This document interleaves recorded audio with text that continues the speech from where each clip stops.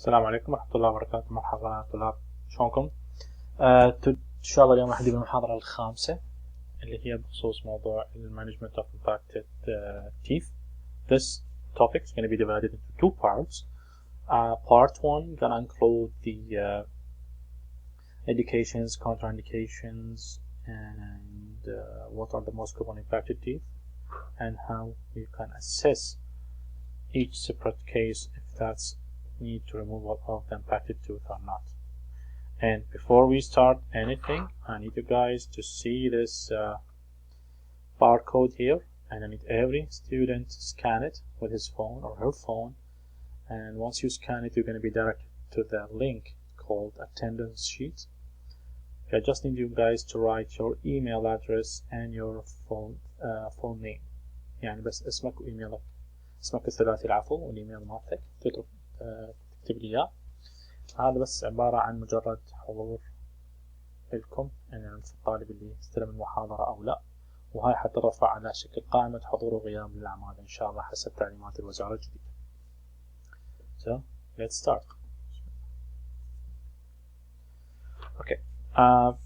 Today tutorials, by the ending of this tutorial today, I'm going to expect you guys to understand the difference between impacted and unerupted teeth, and know the most commonly impacted teeth on the list, and appreciate when should you remove the impacted tooth.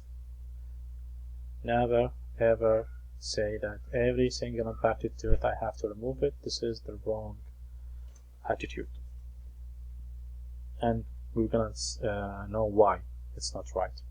So let's go with a comparison between impacted and unerupted tooth. So we have a question here. Does every impacted tooth is unerupted and vice versa؟ هل كل سن impacted هو unerupted ولا أو كل سن unerupted هو impacted؟ So from the definition of the impacted tooth is that tooth fails to erupt into a dental arch within typical range of estimated time. يعني هو السن اللي ما يطلع في وقته، فمعناها انه كل impacted tooth is an unerupted tooth. But العكس غير صحيح، يعني السن قد يكون بعد ما طالع وقت ما جاي بالإرابشن، هذا ما نسميه impacted، هذا نسميه unerupted tooth.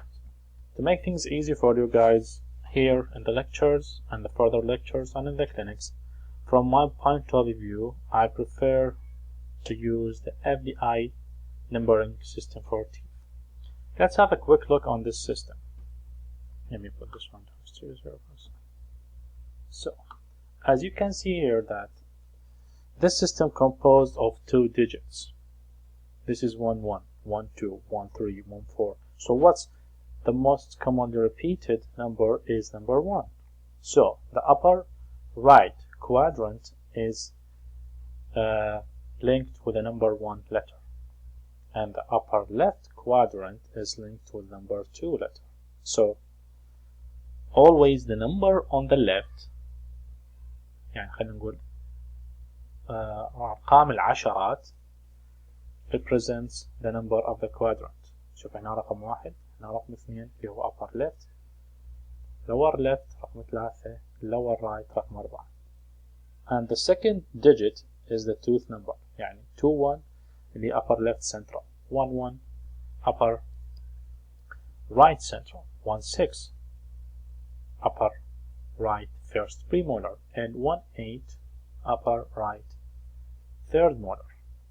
ماشي؟ فهذا التركيز، هذا السيستم أنا أفضل تستخدموه وتتعودون عليه، لأنه شكلها يعني البالمر numbering system، يعني عالمين بطلوا يستخدمونه يواجهون بصعوبة when they write their reports on the computer. So تخيل أنت بديت تكتب ريبورت إنه سويت extraction للتوث نمبر 14، أسهل من ما تكتب لي هاي الشخطة مال الارش اللي هاي نسويها هيك ونحط السم بيها. اوكي، فهاي نبدأ سريعة عن النمبرنج سيستم، واللي أنا راح استخدمه بمحاضراتي وحتى بالعيادة إن شاء الله بالدوام.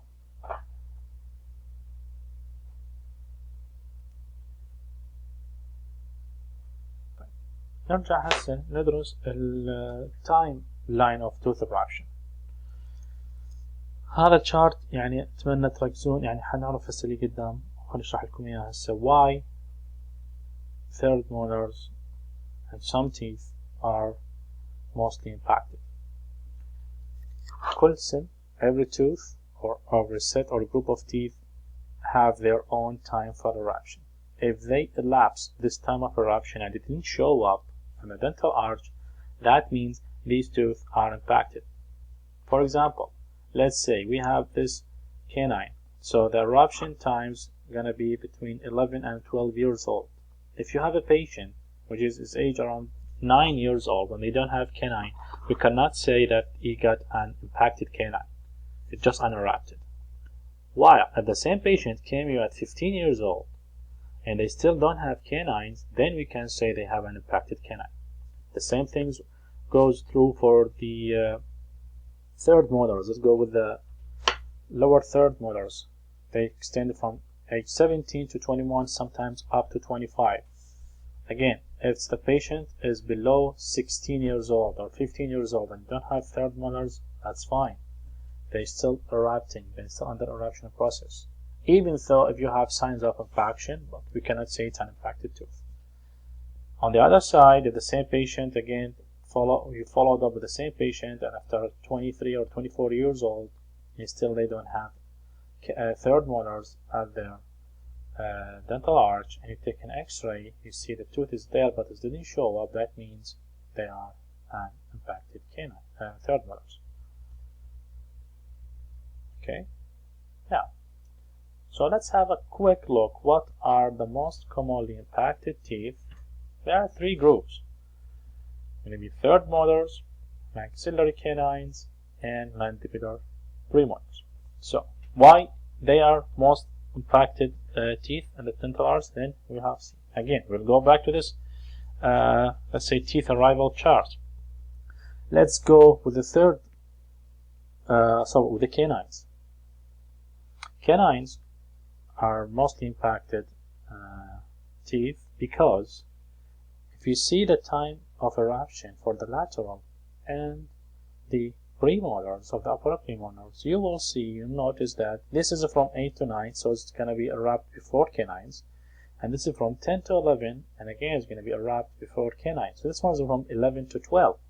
So the reason why we have impacted canines because it's erupt after these two groups of teeth, which could affect the space availability for the canine. Then it would end up either the canine to be impacted or shifted or erupted buccally or palatal. Again, the same thing goes for the third molars, which are the most commonly impacted tooth. Third molars, they erupt. Okay, we're going to discuss the third molars later on. Let me finish the premolars. Lower premolars, which are, and mostly the second premolar, are mostly impacted tooth in the lower arch because again of the timing of the tooth eruption of the lower teeth. See, the first molar is at 7 years old, it's going to erupt, and the canines at 10 years old, while these two teeth are from 10 to 12 years old. يعني ذن السنين نطلع عن قبلهم بهواية، فاحتمال يقل السبيس الموجود عندنا، وأكيد راح يسوي لنا low impaction, low displacement buccally or lingual. Finally, the third molars. ليش اجت الأخير؟ لأن عندنا نقطة. واحد حيسأل, someone gonna ask, okay, so here I don't have a tooth located distally to the third molars. Why we have impaction? Again, sometimes we have a lack of space due to arch length discrepancy. That doesn't mean that these molar teeth are going to shift or migrate distally, but we have a discrepancy in the whole arch and preventing these teeth from erupting, especially when these group teeth are erupted after age of 17 to 21, which is the last tooth to erupt in the dental arch. But again, there is a good reason behind the action of the third molars, which is going to be